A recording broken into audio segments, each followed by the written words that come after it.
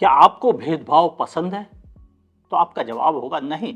लेकिन ऐसा हो रहा था, लंबे समय से हो रहा था कि किसी कार का सिर्फ बेस वेरिएंट टेस्ट हो रहा था और किसी का टॉप एंड।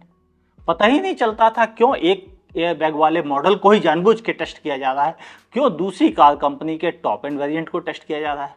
इसके पीछे छिपे हुए ब्लैकमेलिंग को समझना मुश्किल हो रहा था। और इसीलिए आज एक बड़ी खबर आ गई।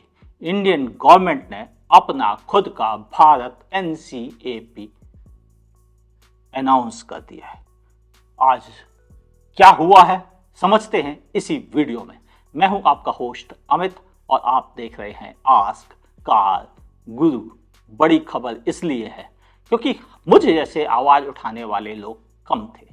बाकी सब लोग तो कहते थे जाने दो, जो हो रहा है होने देते हैं, क्योंकि एक्सपर्ट्स की गिनती हार्डली बहुत कम है, दहाइयों में है, सैकड़ों में नहीं है। और जो लोग बहक रहे थे इन बातों से उनकी संख्या हजारों में नहीं लाखों में पहुंच चुकी थी। और इसी वजह से कुछ लोगों की सच्ची बातें भी उन लाखों लोगों की जोरदार आवाजों के पीछे छिप गई थी।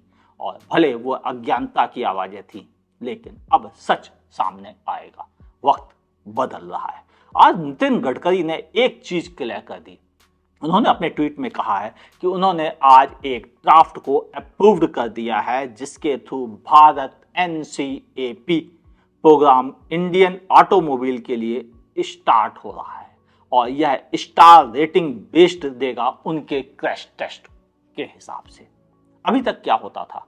अभी तक कंपनी कुछ अपनी कारों को भेजती थी अपने खर्चे पे क्रैश टेस्ट करवाने के लिए, और कुछ कंपनीज की कारों को वो क्रैश टेस्ट एजेंसी बाजार से जाके चुपचाप उनका लोअर वेरिएंट खरीद के क्रैश टेस्ट करके बताती थी कि भाई साहब इसमें तो एक ही एयर बैग था इसलिए 0 मिले, इसलिए 2 ही मिले, या इसमें ये प्रॉब्लम थी।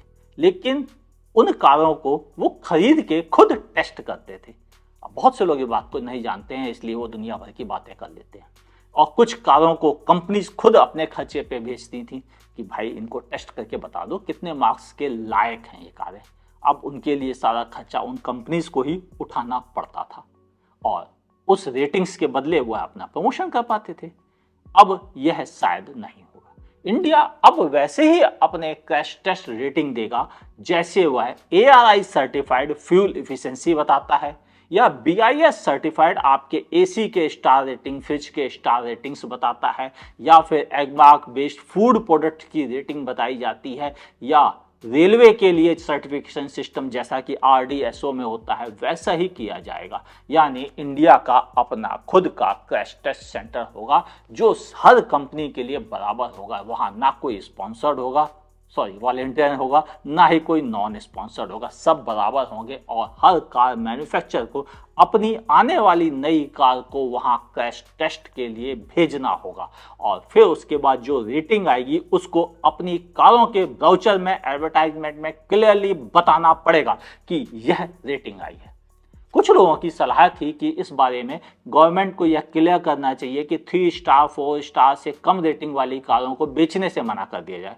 हालांकि सरकार का ऐसा कोई इरादा नहीं है। सरकार का कहना है कंज्यूमर इज किंग, वही तय करेगा कि उसे 5 स्टार वाली कार खरीदनी है या 0 स्टार वाली कार खरीदनी है। यह कंपनी तय नहीं करेगी, गवर्नमेंट तय नहीं करेगी, यह तय करेगी सिर्फ और सिर्फ कंज्यूमर। और मेरा मानना है यह सही डिसीजन है। इससे क्या फायदा होगा इसके बारे में नितिन गडकरी ने अपने एक अगले ट्वीट में कहा है कि भारत एनसीएपी जो सर्व करेगा कंज्यूमर सेंट्रिक प्लेटफॉर्म, कंज्यूमर को बताएगा कि कैसी स्टार रेटिंग है, और यह हेल्दी कंपटीशन देगा सभी OEM के बीच में। कहने का मतलब यह है कि इससे OEM यानी वो कार मैन्युफैक्चरर जो इंडिया में लगभग 20 की गिनती में ज़्यादा है, 20 के ऊपर ही हैं, वह सारे मैन्युफैक्चरर्स यह तय करेंगे कि उनकी कार दूसरी कारों से ज़्यादा सेफ हो ताकि वह ज़्यादा आसानी से बेच सके। इससे हर कार कंपनी को मजबूर होना पड़ेगा हम इंडियंस को बेटर कार देने के लिए, और यह मेरा मानना है ज़्यादा अच्छा तरीका था। अगले ट्वीट में उन्होंने कहा स्टार रेटिंग इंडिया में इंडियन कार्स के लिए होंगी और यह स्ट्रक्चर एंड पैसेंजर सेफ्टी को ध्यान में रखते हुए दी जाएंगी। ऑल्सो इंक्रीज करेगी export worthiness of Indian automobiles, यानी अभी तक जो इंडिया में जिन्हें 5 स्टार कह के बेचा जाता था, उन कारों को यूरोप में नहीं बेच सकते थे, क्योंकि उस रेटिंग को वह यूरोप के पैरामीटर्स पे खरी नहीं उतरती थी, इंफियरिटी मानी जाती थी, उनको नहीं बेचा जा सकता था। और इसी वजह से इंडियन मैन्युफैक्चरर्स अपनी कारों को यूरोप, अमेरिका वगैरह में बेचने में काफ़ी दिक्कतें आती थी। इंडिया की बनी हुई कारें कभी जापान में बेची आपने देखी हैं? नहीं। क्यों होता था ये? क्योंकि वहाँ की रेटिंग बहुत स्ट्रिक्ट थी। क्यों? यूरोप की रेटिंग बहुत स्ट्रिक्ट थी। इसीलिए मैं हमेशा कहता था कि जो असली रेटिंग देने वाले एजेंसीज हैं, जैसे यूरो एनसीएपी या लैटिन एनसीएपी, ये ज़्यादा बेटर और ज़्यादा ट्रांसपेरेंट तरीके से काम करती है, ना कि ये वाली जो ज़बरदस्ती अपने आप को सो कॉल्ड यूनिवर्सल बता रही थी। ठीक है, हाँ, मेरे ट्वीट से या मेरे इस वीडियो से बहुत लोगों को हर्ट होगा, लेकिन ये सच था जो आज नहीं तो कल सामने आना ही था, और अब गवर्नमेंट ले आई, बहुत अच्छा किया। अगले उन्होंने ट्वीट में साफ साफ लिखा है कि testing protocols Bharat NCAP global crash test protocols, global crash test protocol, ये वो ग्लोबल नहीं है, बिल्कुल भूल जाओ। ग्लोबल का मतलब सारी दुनिया में जैसे क्रैश टेस्ट होते हैं, चाहे वह यूरोप में होते हों, चाहे वो अमेरिका में होते हों, उनके साथ कॉम्पीट करने के लायक बनाए जाएंगे। और ओईएम को अपनी की हुई टेस्ट कारों को वहां पर vehicle tested on in house testing facility में करने होंगे। सीधी सच्ची बात कही जाए तो उस क्रैश टेस्ट की वर्थीनेस को सारी दुनिया रिस्पेक्ट दे, ऐसे हालात बनाए जाएंगे गवर्नमेंट की तरफ से। यानी उस क्रैश टेस्ट रेटिंग एजेंसी को जो भारत एनसीएपी होगी, वह ज़्यादा बेटर काम कर सके और उसको रिस्पेक्ट मिल सके, या सीधी सच्ची बात कहें इस तरह बदनाम नहीं होगी। भारत एनसीएपी से इंडिया के ऑटोमोबाइल को आत्मनिर्भर बनने में मदद मिलेगी और पूरे वर्ल्ड में India as a automobile hub के तौर पर उभरेगा, ये अगले ट्वीट में उन्होंने कहा। सीधी सच्ची बात कही जाए तो वो चाहते हैं कि इंडिया की मार्केट में बनने वाली कारें जो अभी भी एक्सपोर्ट होती हैं, लेकिन वो ऐसी कंट्रीज में एक्सपोर्ट्स होती हैं जहां पर नाम का ऑटोमोबाइल मार्केट है, अब चाहती है गवर्नमेंट कि यह ऐसी मजबूत, बढ़िया, सेफ और शानदार कारें हों जिन्हें कि जर्मनी में एक्सपोर्ट किया जा सके, जिन्हें जापान में एक्सपोर्ट किया जा सके, जिसे अमेरिका में एक्सपोर्ट किया जा सके, फ्रांस में एक्सपोर्ट किया जा सके, ताकि हम इंडियंस को भी रिस्पेक्ट मिल सके कि हमारे यहाँ की कारें भी वर्ल्ड क्लास होती हैं।